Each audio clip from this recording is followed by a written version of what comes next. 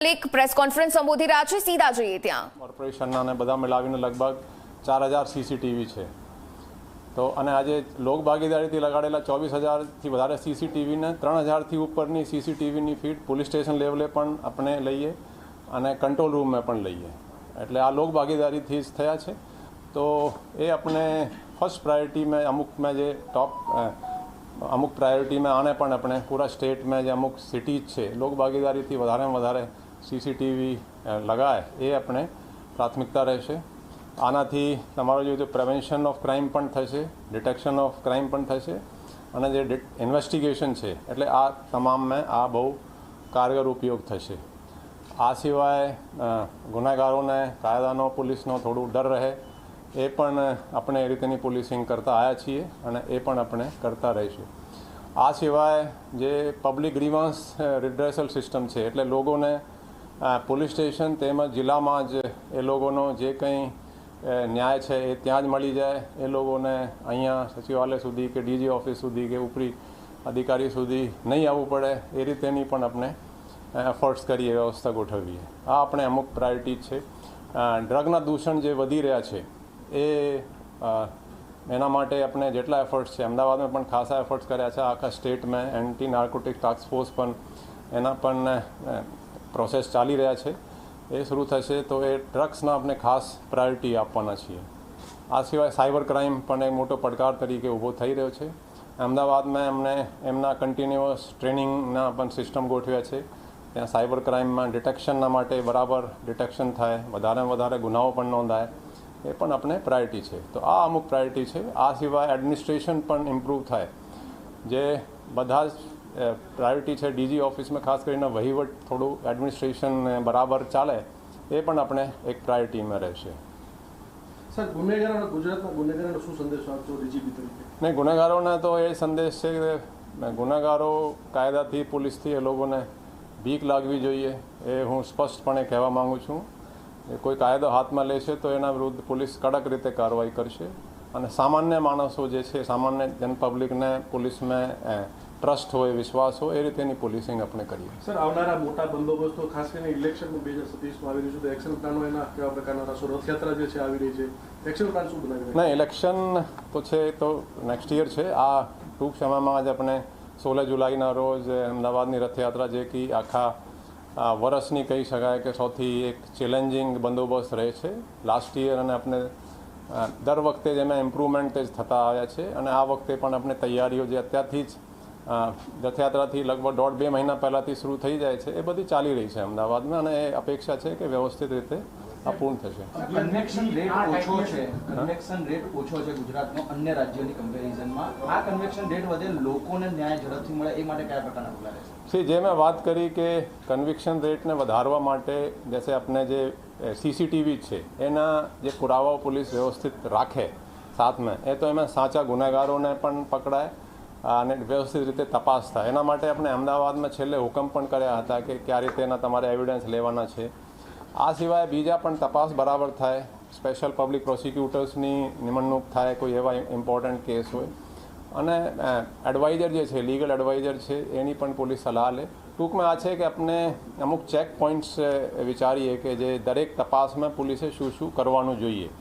અમુક જેવો ને તપાસ કરનાર ચાહે હેડ કોન્સ્ટેબલ ન હોય કે પીએસઆઈને ખ્યાલ હોય કે ભાઈ આ મુદ્દાઓ છે, ચીટિંગ છે એટલે આપણે સર્ચ કરવાની છે, આ કોઈ એનો બેંક એકાઉન્ટ સીઝ કરવાના છે. અમુક મુદ્દાઓ જે છે એના આપણે માઇન્ડમાં પ્લાનિંગ છે કે આખા સ્ટેટમાં આપણે આ કરાવીએ.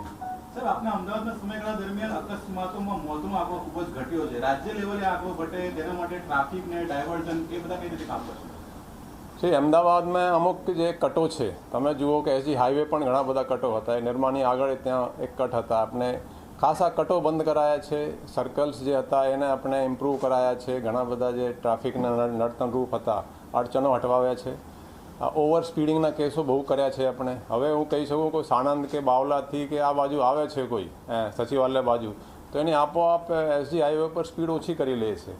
એટલે આપણે ડેથના આંકડા જોઈએ તો 2023 કરતાં 2024માં સૌથી વધારે ઓછી ડેથ થઈ હતી અને તમે જુઓ તો 25માં પણ 2023થી ઓછી ડેથ થઈ. એમાં લગભગ 530 કે એટલી 23માં છે અને 420 કે 30 એટલી 24 में है, 25 में પણ 450 જેટલી છે. એટલે એટલે તમે જુઓ છો મેન જે છે આપણે ઓવર સ્પીડિંગમાં ખાસ ધ્યાન આપ્યા, થોડા હેલ્મેટના પણ આપણે ડ્રાઈવર રાખી. હવે કોઈને 1-2 વખત દંડ થાય પછી હેલ્મેટ પહેરતો શરૂ થઈ જાય એવા પણ છે, અને રોંગ સાઈડના કેસો પણ કર્યા છે. તો ટૂંકમાં આ છે કે પ્રાયોરિટી આપણે ટ્રાફિકની અમદાવાદ શહેરમાં પણ રાખી અને એમાં ખાસા ફાયદા થયા છે. એ રીતે વ્યવસ્થા આખા સ્ટેટમાં યોજાય એ રીતે, કેમ કે એક લાઈફ ઇમ્પોર્ટન્ટ છે. જેના એક્સિડન્ટમાં કંઈ થાય, મૃત્યુ થાય તો એના પરિવાર આખું તૂટી જાય છે અને બહુ તકલીફ પડે છે. સાહેબ, આપના સમયગાળા દરમિયાન અમદાવાદ ભારતનું સૌથી સુરક્ષિત શહેર બન્યું હતું. હવે ગુજરાત લેવલે આ કામગીરી કરવામાં કઈ રીતે મહેનત રહેશે? આ જે છે લાસ્ટ યર એક યુરોપિયન ઓર્ગેનાઇઝેશન છે, કાફી રેપ્યુટેડ છે, નમ્બીઓ, એને ઇન્ડિયાના સૌથી સુરક્ષિત શહેર અમદાવાદને ડિક્લેર કર્યા હતા. એના માટે આપણે ખાસા એફર્ટ્સ કર્યા છીએ. ખાસ કરીને જે મેં સીસીટીવીની વાત કરી, સીસીટીવીના ખાસા એમાં કોન્ટ્રીબ્યુશન છે લોકોના. પછી ગ્રીવાન્સ રિડ્રેસલ સિસ્ટમ.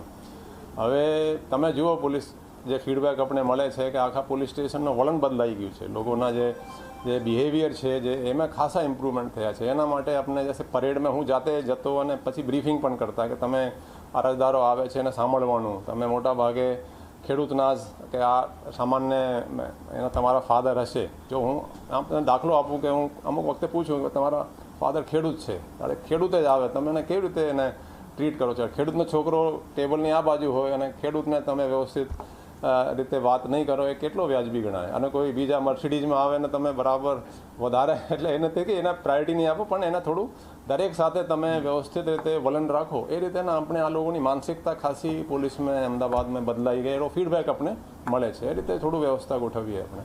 મિશન ખાકી ફિટ એક અમદાવાદમાં ખૂબ જ સફળ રહ્યું. ગુજરાત લેવલે આને આપવામાં આવશે? હા, મિશન ફિટ ખાકીની હું વાત કરું કે લોકોનો 17-18 કિલો સુધી અમુકના વજન ઘટ્યા છે. 12 અઠવાડિયાનો આ એક નવોત્તર પ્રયોગ હતા. આપણે એમાં ફિઝિકલ અને મેન્ટલ ફિટનેસ એ બંનેમાં જ આપણે ધ્યાન આપ્યા. હવે તમે જુઓ કે માણસ કોઈ કહે કે સાહેબ આ બહુ મોટું છે, એનો વજન 130 કિલો 40 કિલો છે, એને આ નહીં ખાવું જોઈએ, પીઝા નહીં ખાવું જોઈએ, બર્ગર નહીં ખાવું જોઈએ, એને બધું ખબર છે, તેમ છતાં એ ખાવે છે. શા માટે? કેમ કે આના માઇન્ડ વીક છે. આપણે આ એક કોર્સ છે જેમાં ફિઝિકલ અને મેન્ટલ ફિટનેસ બંનેમાં ઇમ્પ્રુવમેન્ટ આપણે કરાયા છે. એને પોતે જ લાગે અંદરથી જે છે કે નહીં આ આપણે નહીં ખાવાનું. તો એ લોકોને હેલ્ધી ડાયટ ખવડાવવા માટે એ લોકોને એક્સરસાઇઝ, યોગા, પ્રાણાયામ, મેડિટેશન એ બધું ઓલ ઇન વન તરીકેના આપણે જેને જે આપણા અનુભવથી જે આપણે લાગે કે આ રીતેની એક ડાયટ તૈયાર કરી છે. એમાં લોકોનો આજે મેં ત્યાં જઈને જોયા, એના મેડિકલ રિપોર્ટ આવ્યા છે, એના કોલેસ્ટ્રોલ ઘણા બધાના ઓછા થયા છે, ટ્રાઇગ્લિસરાઇડ્સ ઓછા થયા છે, એના અમુકની બીપીની ટેબ્લેટ છૂટી ગઈ છે, અમુકના શુગરના ટેબ્લેટ એ લોકો હવે નથી લેતા. ઘણા બધા ઇમ્પ્રુવમેન્ટ છે. તો એને આપણે થોડું એનાલાઇઝ કરીને આખા સ્ટેટમાં પણ આપણે એને ઇમ્પ્લિમેન્ટ કરાવવા માંગીએ.